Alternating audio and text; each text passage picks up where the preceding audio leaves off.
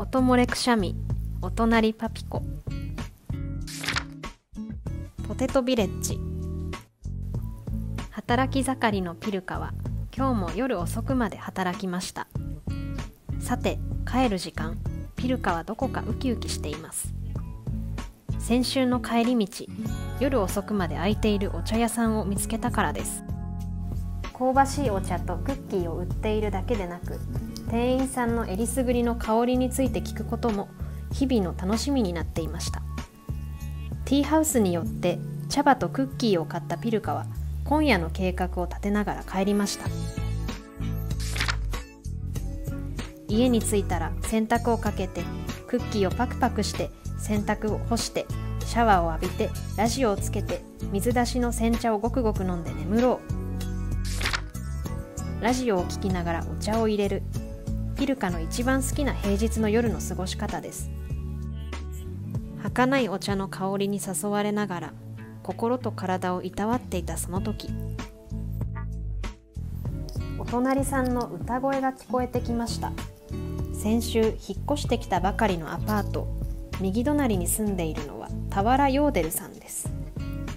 いい声をしてるけどラジオに集中できないな。ピルカは悩みましたが、今夜は気にしないことにしました。しかしその翌日、またその次の日もヨーデルさんの歌はやみませんでした。雨の日はジャズを、晴れの日はダンス曲を、曇りの日はラップを歌うのでした。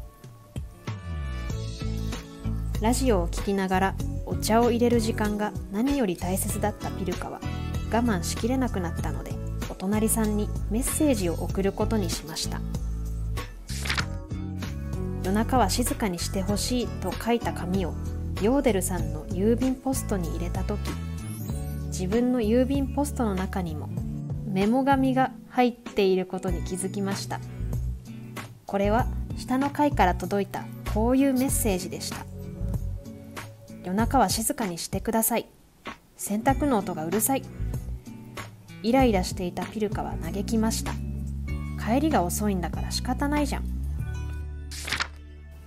気持ちは晴れないものの、部屋に戻って冷静になってみると、迷惑をかけてしまったとピルカは思いました。その日から夜中は洗濯を控え、洗濯機の底上げをして防振対策をしておきました。ヨーデルさんの歌声が止んだことで、静かな暮らしができるとほっとしていたある日の休日、上の階から走り回る音がして目が覚めました。静かにしてもらおうとピルカは立ち上がりました。コンコンコン。何度か天井にノックをしました。しかし反応がありません。コツンコツンコツン。今度はほうきでつついてみました。手応え抜群。足音が止んで静まり返ると、ピルカは満足して昼寝を再開しました。しかしながらピルカを一番困らせたのは、左隣に住むグラウンドペチカさんでした。ゴミ捨て場で一度だけ見かけたことがあるペチカさんは、おっとりして優しい腰の曲がった老熟芋ですが、時々とんでもない大きなくしゃみをするので、夜のティータイムを邪魔されていたのです。くしゃみをしないでくださいとは言えないので、ピルカは少しずつイライラが溜まっていきました。そんなある日、いつものように冷たい緑茶を飲みながらラジオを聞いていたら、コレクション。大きなくしゃみが壁越しに響きました。びっくりしたピルカは手が滑って大事なグラスを落としてしまいました。ティータイムが台無しになって怒りを覚えたピルカは、お隣さんに聞こえるぐらい大きな声で叫んでやりました。ハクション。ペチカさんよりも大きなくしゃみです。そしたらまたもやペチカさんのへんてこりんなくしゃみが聞こえました。コレクション。負けじと声を上げて仕返しました。アクション。その時どういうわけか、右隣や下の階からもくしゃみが聞こえてくるではありませんか。その日からポテトビレッジでは張り合うようにくしゃみバトルが繰り広げられました。本当に厄介なところへ引っ越してきてしまったとピルカは何度も後悔しました。ある日のこと、くしゃみバトルが始まる時間になり、ピルカは全力で挑もうと構えていました。キャー。あれ？謎の悲鳴が右隣のお家から聞こえました。耳を澄ませていると、急に玄関のチャイムが鳴りました。ごめんください。どなたでしょうか？隣に住むヨーデルです。夜遅くにすみません。どうしましたか？家にゴキブリが出て、どうしてもつかめられなくて、くしゃみのことを言われるかと思ってヒヤヒヤしていたピルカは、ゴキブリ退治のお願いだとわかると、少し安心して親切な声で返しました。すぐに捕まえますよ。ピルカは懸命にヨーデルさんのお家を駆け回りました。頭に巻いていた鉢巻きを使ってゴキブリを捕まえたら、ヨーデルさんはゴキブリよりも必勝と書かれた鉢巻きの方が気になるようで、こんなことを聞いてきました。何をしていたんですか？お茶を入れていました。ずいぶん気合が入っていますね。とっさに嘘をついてしまったピルカは急に恥ずかしくなりました。しかしお茶のことをきっかけに話題は一変し、ピルカが仕事帰りに寄っているティーハウスの店員がヨーデルさんのお姉さんということが分かり、ピルカは驚きました。あれこれ聞きたいと思った矢先、玄関から誰かが入ってきました。ヨーデルさん、何かあった？悲鳴が聞こえて心配になっちゃった。そっちまで聞こえてきたんですか？声が大きくてすみません。ゴキブリが出ただけです。ピルカがきょとんとした顔をしていると、ヨーデルさんは言いました。あ、こちらはピルカさんの上の階に住むひとみさんです。ご挨拶が遅くなりました。ピルカです。はじめまして、インカのひとみです。ピルカは初めて近隣住民と顔を合わせて挨拶を交わし合ううちに、これまでくしゃみを競い合っていたことがバカバカしくなりました。そう思うのはピルカだけではないようでした。右隣のヨーデルさん、上の階のひとみさんと和解をして戻ってきた夜、ピルカはいつもより晴れた気持ちでティータイムを楽しみました。不思議にもその日から左隣のペチカさんのくしゃみも聞こえなくなりました。穏やかな日が数日続いていたある日、玄関のチャイムが鳴りました。覗き穴を確認すると、ヨーデルさんとひとみさんが立っていました。どうしましたか？コレクションってくしゃみ、最近聞かないですよね。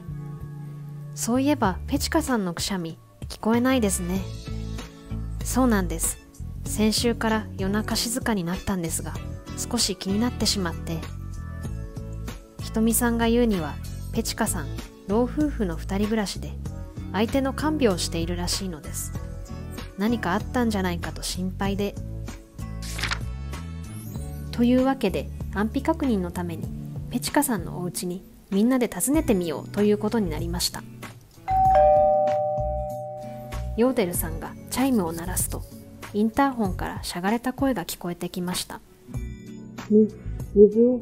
びっくりしたピルカたちは、瀕死のペチカさんを助けるべく、急いでお家に入っていきました。大丈夫ですか？ソファーに座ったペチカさんたちは手招きしながらこう言いました。ベランダの緑たちに水をやってくれませんか？風をこじらせて動けそうにないので。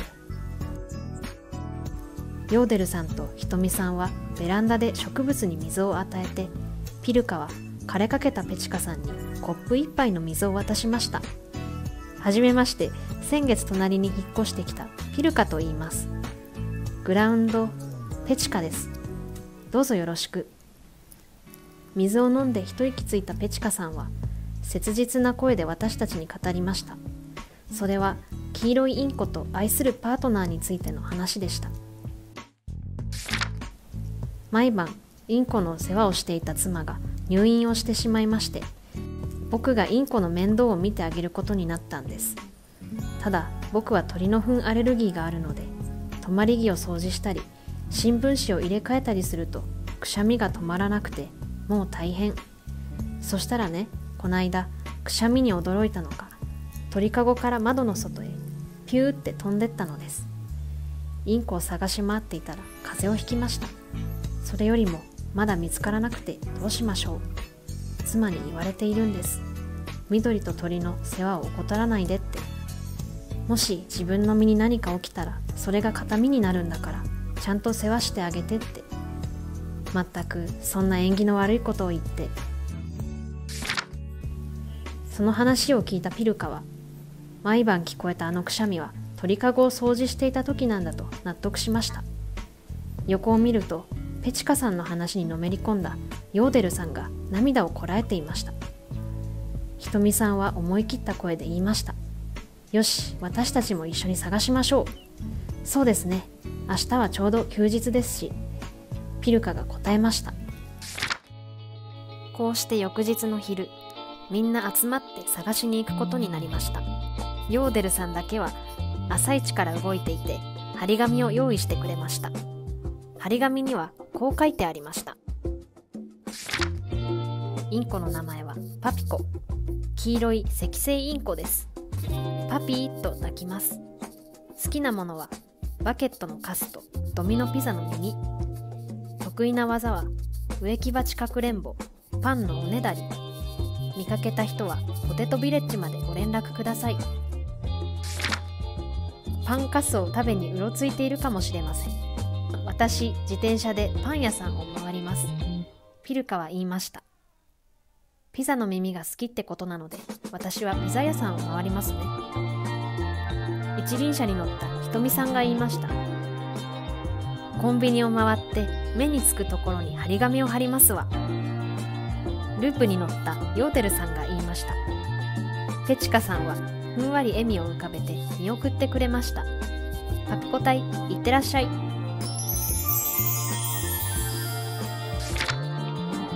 街中を駆け回っているうち、日が暮れていきました。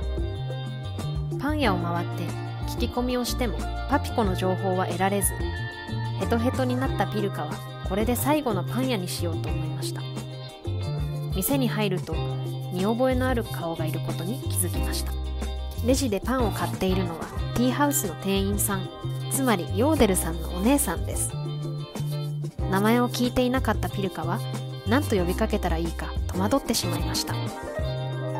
知らないふりをしようかと迷った矢先、声をかけてくれました。あ、ピルカさん、こんばんは。こんばんは。私の名前をご存知で。私、ヨーデルの姉です。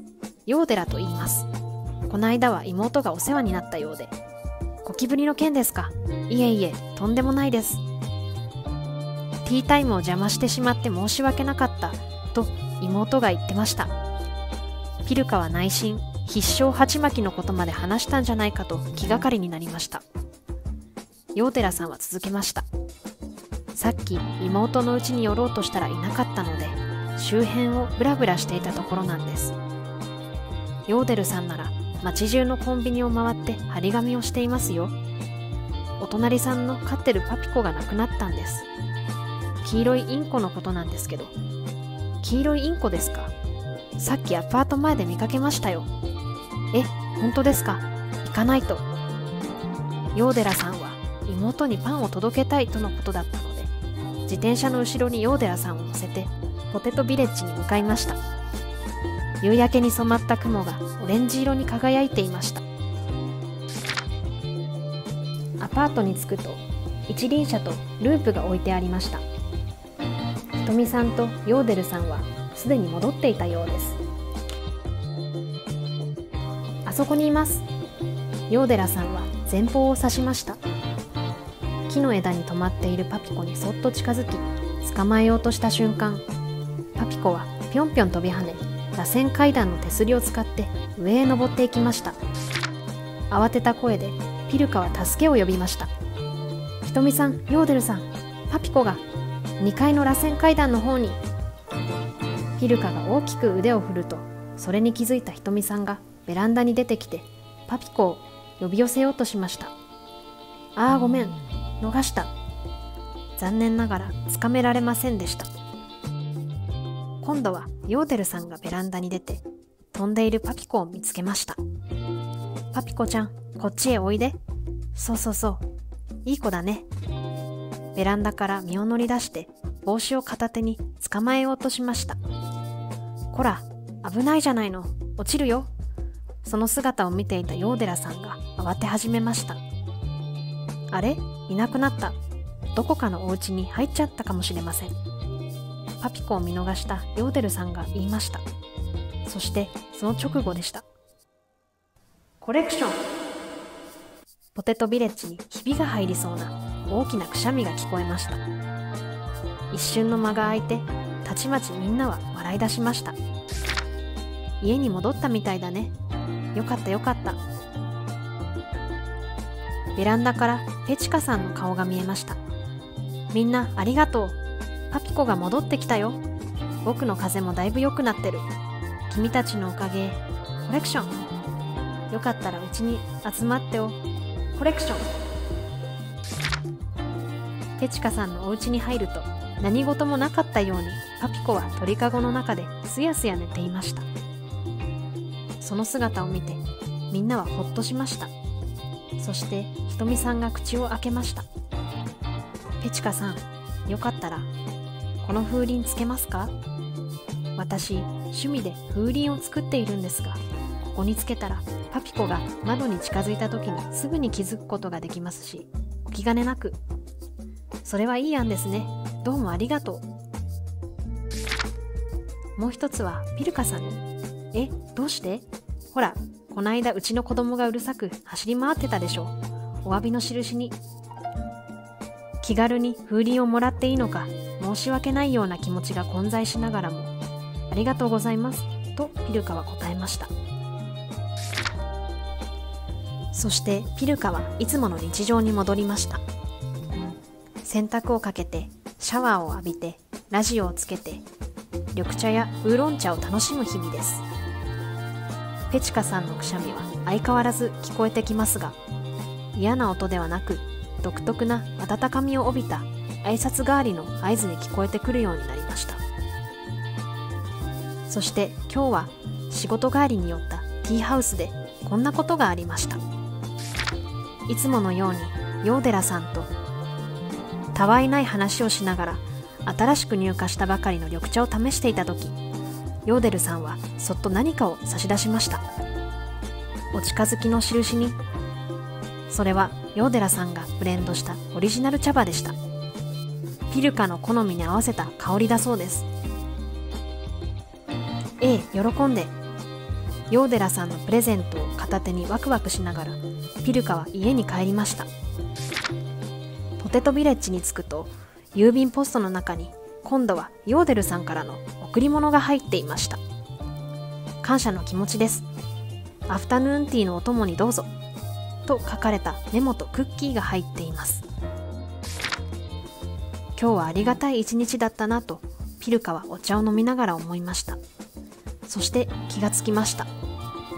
お近づきの印と感謝の気持ちとお詫びの印は隣同士になっているんだと。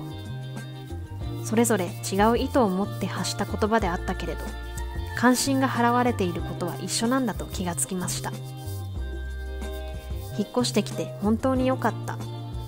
ピルカは自分にも何かできることはないか考えながら、ごくごくお茶を飲んでパクパククッキーを食べました。